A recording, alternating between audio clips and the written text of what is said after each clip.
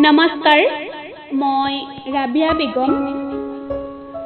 কবি চেলিমা বেগমৰ কথাৰে আজি এটি কবিতা পাঠ কৰিবলৈ ওলাইছোঁ। কবিতাটিৰ শিৰোনাম আবেলি সময়ৰ কথা। আবেলি সময়ৰ কথা। আবেলিৰ হেঙলীয়া ফালে নামি আহিল প্ৰেমৰ ধুমুহা হৈ ৰামধেনুৰ সাঁথোতা ৰং।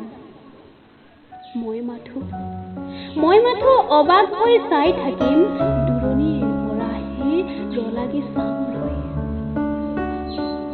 সুন্দৰ ধৰণীখনৰ বুকুৰ মাজত থিয় হৈ মৰিলেও পাম নেকি পুনৰ জনম ইয়াতে।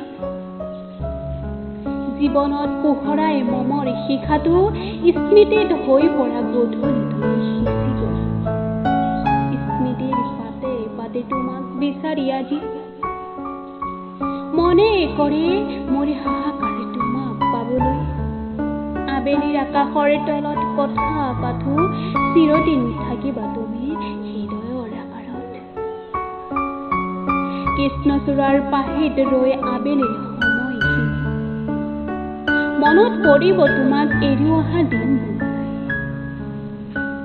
প্ৰতিদিন ব্যস্ততাৰ মাজেদি তোমাৰ স্মৃতিবোৰ তোমাক হেৰুৱাবৰ দুখবোৰ আমনি কৰিব।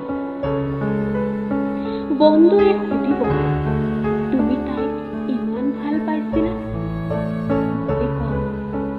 মই কওঁ মোৰ বাবে প্ৰেম আছিল সেয়াই স্বৰ্গীয়।